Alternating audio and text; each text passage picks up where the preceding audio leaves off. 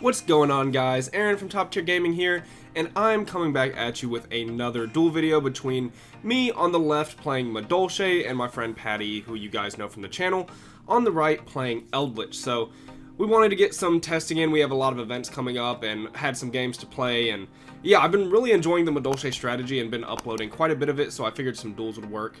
So Patty's actually going to start here, and he's going to activate Pot of Extravagance, which, you know, is essentially free in Eldlich because they don't really need their extra deck. And yeah, this matchup's really interesting because Madolche either have a very hard time against trap decks or like an easy time because they can outgrind them. Patty's showing that he has 3 Natisse still in his extra deck, just showing off. So he still's got Natisse in his extra deck, lucky for him. We're going to go ahead and start. His turn is set for pass, which for Eldlich is not a bad opening. I'm going to go ahead and start by activating Salon. Of course, I'm activating these spells first because if anything happens to my monsters, I want to get value off of it. And I played Salon first to see if he has orders before I play this Prosperity. So we're going to go ahead and resolve the Pot of Prosperity here. Banishing some cards. And we're going to go ahead and banish 6. And I don't remember what exactly I was looking for here. Probably just something to help play through back row or something good for, you know, the Eldlich matchup. And I hit some pretty interesting cards, like Herald of Orange Light definitely isn't something I'm trying to get. I contemplate the Called By because it's pretty good on Eldlich, but I'm going to go ahead and grab Petting Cessor. I mean, it's Madolche's, like, strongest starter. Maybe not the most consistent, but definitely its strongest. And, of course, we have no monsters in our graveyard, so it's fine. We're going to go ahead and activate it and seeing if Patty has a response, which he does not. So if you guys have seen my last duel videos, I actually updated my microphone, so I'm trying a new mic. And from testing, when I tested the mic a bit, it sounded really nice. I also got a new tripod, just waiting on a new camera to arrive. So for Christmas, I went and bought some stuff for me, but really the stuff I bought for me, I bought for you guys. So we upgraded a lot of our YouTube equipment, so hopefully we can make some much better content. So I'm not going to special the Pudding Cess off the Petting Cessor. I specialed Jelly and then use my extra normal summon on Hoot Cake. I don't want to go for the Pudding Cess, you know, big Madolche play into 4 back row. So I'm going to play this a little more, you know, safe while still accomplishing exactly what I want to do, which is search Madolche spells and traps and get the value off of them just in case our monsters are interrupted by his trap cards. Madolche can spam like a lot of monsters on field that can actually equate to a lot of damage, even though they're not actually applying anything that would, you know, make the opponent think you're applying a lot of pressure. Like they might not use a Torrential here because they're waiting for extra deck monsters essentially, or maybe Torrential is the only card we'd be afraid of in this situation because, you know, the only thing making Torrential a scary card here is the Salon and the back row. Like maybe you don't activate it for that. I'm just going Madolche combo, getting 2 searches off of the Messenger Lotto. I search Promenade first to make sure we have that because if he interrupts us, we want to restart our engine. And then I grab Ticket because, again, if traps are going to hit us, we want maximum value off of the Madolche spells. And yeah, that's sort of the way I played this turn out. I don't think I'd play it differently. I'm going to go ahead and attack with the Petting Cessor, you know, essentially forcing Sanguine if he has it, or I'm going to deal a decent amount of damage with all these monsters. Of course, it was going to be halved because of Pot of Prosperity, but still, now that he's got the Eldlich and the Sanguine in graveyard, I feel much better about going for Glass Souffle with having something like actually good to send back to the deck. So we're going to go ahead and enter main phase 2. Nothing is beating over Eldlich's 2800, and we're going to make Glass Souffle. Thinking if he has a response, which he does not. And this is going to be really interesting. Now I'm going to link off the Messenger Lotto and the Hoot Cake for Sistart, and that's actually what he chooses to Solemn Warning. I feel like hitting the Glass Souffle is a little better there, because now, you know, a Madolche monster was sent to the graveyard, so Glass Souffle is going to activate. And Patty was actually unaware that Glass Souffle can target, well, not target, but shuffle cards in his graveyard. I don't know if that would have made a difference in what he, you know, would have Solemn Warninged, but, I mean, not everyone knows the Madolche matchup, so fair enough, fair enough. I'm going to shuffle back the Messenger Lotto, which of course proc both of our spell cards, which is just insane value. So at this point, I would say, you know, advantage-wise and like tempo-wise, we're pretty far ahead in this duel right now, but, you know, Eldlich definitely has a serious grind game and a lot of interrupts. I mean, set 4 is pretty good. He got the +1 turn 1 off Extravagant, so I'm going to go ahead and set a Promenade here. And then I believe it was the Promenade. I show him that I set the Chateau because he asked. Our board, went from 4 monsters to just a Glass Souffle, so it's not like a threatening board state, but of course Madolche, they're known for their follow-up, all the spells providing us essentially like a plus 1 billion. I'm going to activate Small World, getting rid of this Nibiru in our hand. Of course, my list currently is maining 3 Nibiru in this video, so, we were bound to draw 1 against Eldlich. We're going to search the Pankratops using Nibiru to bridge to Effect Veiler, who matches to Pankratops by only sharing 0 defense. And Pankratops, again, was a card I figured would be amazing for follow-up, so searching Pankratops against a trap deck is absolutely fantastic. But definitely not, the end of the game for sure. I mean, Eldlich, if there's a trap deck that doesn't care about Pankratops that much, it is probably Eldlich. And he's going to go ahead after I activate Chateau, shuffling my Madolche's back. He's going to compulse my Glass Souffle at end phase, which, I'm kind of fine with because there's really no conceivable way that I expect him to OTK me here, so I'm feeling pretty confident 8,000. He activates another Extravagance, so I don't know if he opened 2 or drew 1 for turn or drew 1 off the Extravagance, but double Extravagance is powerful, but as you'll see, actually, Extravagance, while the cost doesn't hurt Eldlich a lot, it is still a cost, and it probably changed the course of this game as what's going to happen and what's about to unfold is Extravagance, it sometimes has a downside. So we're going to watch things unfold here. He's got a pretty hefty hand of 4 cards. He's going to activate Eldlich effect, sending Conquistador to target my back row, which we know is the Promenade. I'm going to go ahead and activate it to negate his Eldlich, simply to either proc my spells or, recycle a card in my graveyard. I don't want Promenade just dying. I'd rather get like a +4 off this Promenade. I think that makes a lot of sense.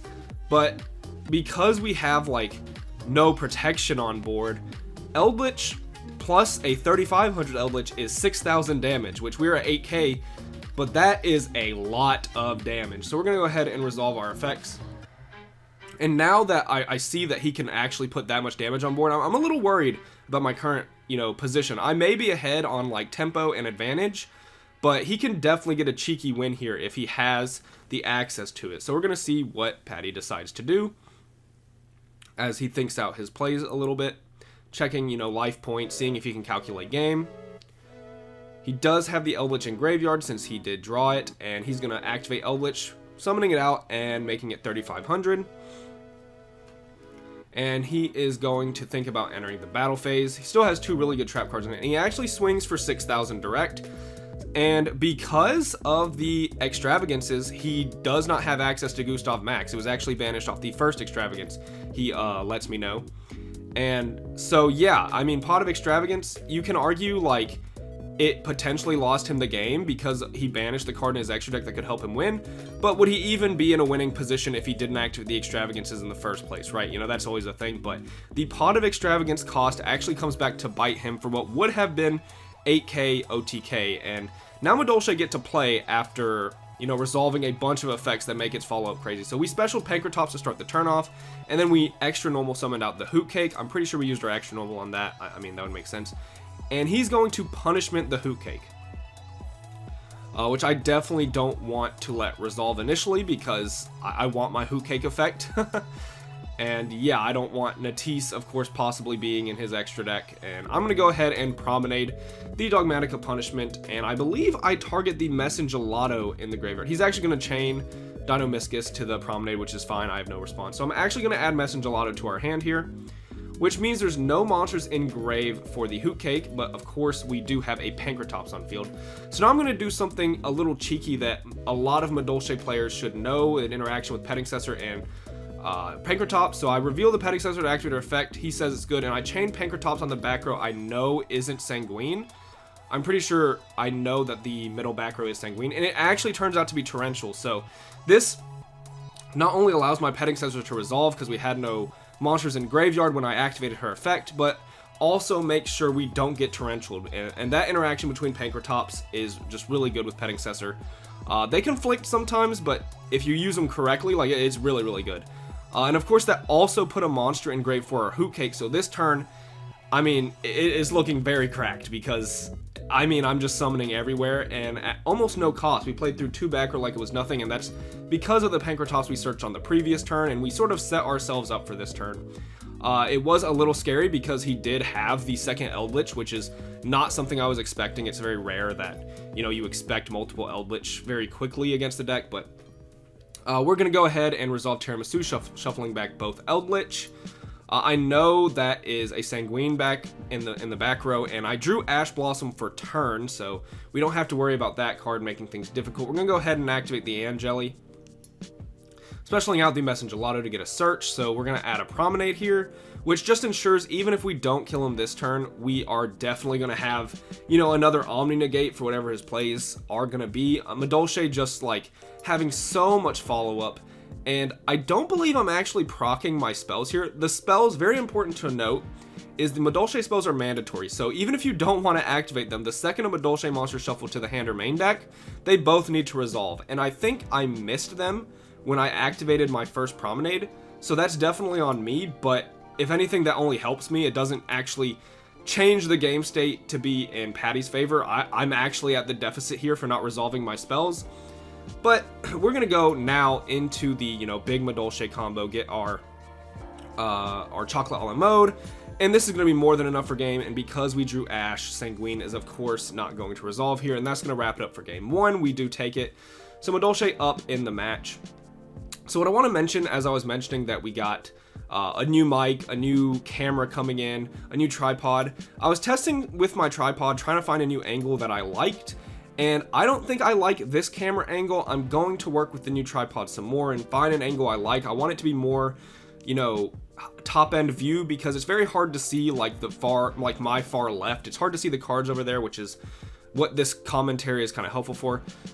And I just, of course, do the worst thing possible. Don't look. Everyone look away. He resolves Extravagance, and his turn's going to be set 5, pass, which is, again, that's what Eldlich wants. I mean, maybe you want Inspector Border as well. I'm showing that I drew Nibiru and Valor, both one-ofs, because I sided out 2 Nibiru, but of course you're going to draw the 1 Nibiru you keep in as your small world bridge against the Eldlich strategy.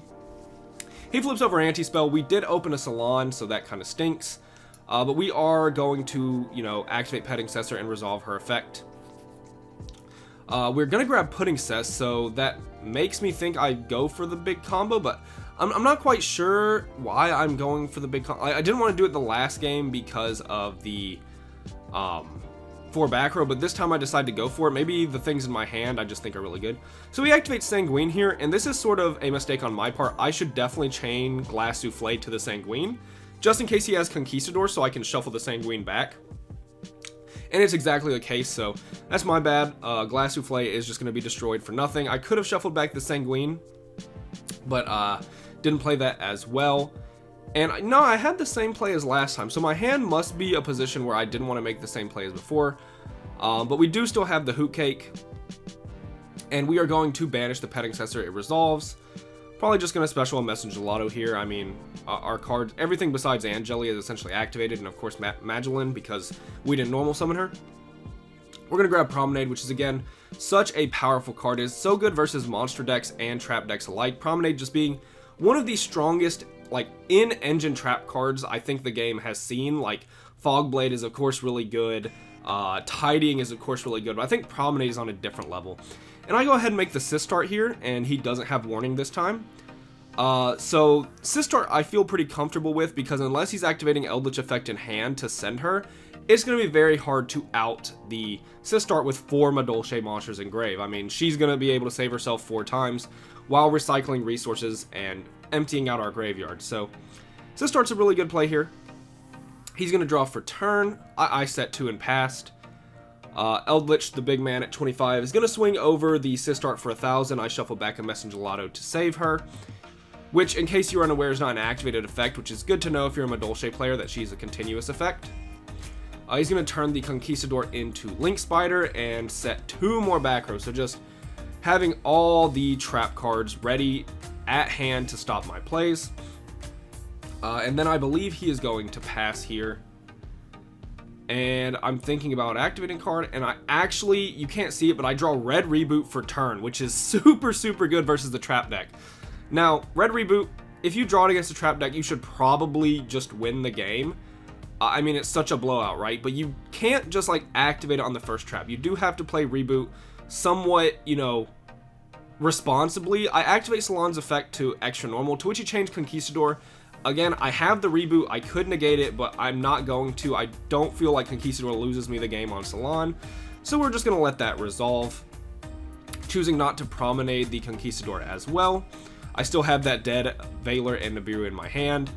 And of course, this anti-spell is presenting a big problem, because if I search spells off of Salon, or off of Messenger Lotto and things, I can't just activate them. So he's going to try to compulse my Angeli, to which I decide it is time to promenade. I need this Angeli to resolve, so we're going to use our resources now, and I'm going to promenade the compulse to see if it goes off, to which he activates Solemn Judgment, which this puts us in the perfect position to activate the red reboot, saving it for the Solemn Judgment. Again, a careless red reboot activation there would have lost us the game, and if you lose against a trap deck drawing reboot, that's kind of on you. I mean, like, it's of course hand dependent, but you have to play your reboot responsibly. So now we are just in a position where we have to, you know, either remove his back row or OTK him, which is not an easy feat when he has, you know, an Eldlich on the field, a Link Spider. He's got bodies to protect him. Of course, Madolche have one of the best Ghost Second Xyz monsters ever printed in Tiramisu, which is definitely going to prove to be helpful here, and we do have Madolche monsters in Grave.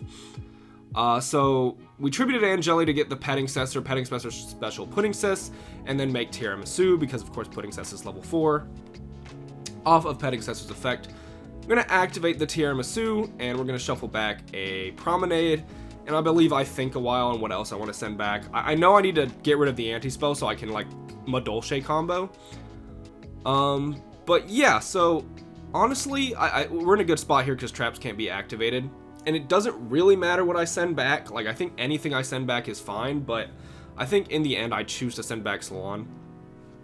But yeah, definitely if you are, you know, thinking about what card to put in your side deck and Red Reboot's not in it, that should probably be changed, and Red Reboot's really good, unless you're playing a very slow strategy. Again, Madolche have access to Tiramisu, so even though I am locked out of Zeus because of Petting Cessor's effect, I mean, Tiramisu's going to clean up pretty well, at least the back row side of things. And I'm just choosing what I'm sending back, which I think is the anti-spell. And the back row I don't know, because we know the one on the far left and the far right is, you know, Solemn Judgment and Compulse. But yeah, so we plan to do more duels in the future, of course, after fighting a better tripod setup. Because again, I want to change sort of the, you know, I want a bird's eye view, essentially, like a feature match type thing. So yeah, tell me what you guys think of that in the comments below. If you did watch the previous duels, tell me if you think the mic is better. I'm absolutely in love with the new mic because I haven't owned a good mic in a long time. And now we're going to essentially go big Madolche combo, which is using, you know, Pudding Cess and Chocolate a la Mode to just special so many monsters from our deck here. We're going to special the Hoot Cake and use his effect. Probably searching the Messenger Lotto. Because, you know, Hoot Cake and Messenger Lotto is our best friend. You know, these, like, effects, like Messenger Lotto not being once per turn, is just so powerful. And now that anti-spell is gone, we are able to activate the Chateau. And, again, maybe a small misplay here. I'm outing the back row because I'm thinking, like, if he survives, like, I have to make sure the back row is gone. Otherwise, my reboot's going to hurt me here. But honestly, besides the anti-spell, maybe just clearing the monsters are better because I'm confident he can't activate anything at this point. So that's definitely a small misplay on my part here, is I think I'm going to make another Tiramisu and bounce the back row. That's just terrible foresight. Like, maybe, I think in the moment I just forgot that he paid 4,000 off Solemn Judgment. But he reminds me, and, you know, I still go for the back row, which is definitely a misplay. I should go for the Eldlich and the Conquistador here 100%. Because then it's just always game, but if I don't, you know, surmount enough damage here, then I've just left these bodies on the field that are really hard to out. But yeah, this actually is enough damage on board. I mean, we have 4 monsters. We have one at 3k, 2 of them are at 2,000, and one's at 27. So we're able to swing in for enough damage for game. And yeah, that is going to wrap it up for this duel video. I hope you enjoyed this Madolche versus Eldlich game. We do have some more duels to upload, so stay tuned for those. But yeah, this has been Aaron from Top Tier Gaming. I hope you guys enjoyed this duel. Again, leave a like if you did, subscribe. And yeah, we're just gonna, you know, show that it's enough for game here. But yeah, I'm gonna let the game play out. He is upset at Red Reboot, but hope you guys enjoyed. Bye, YouTube.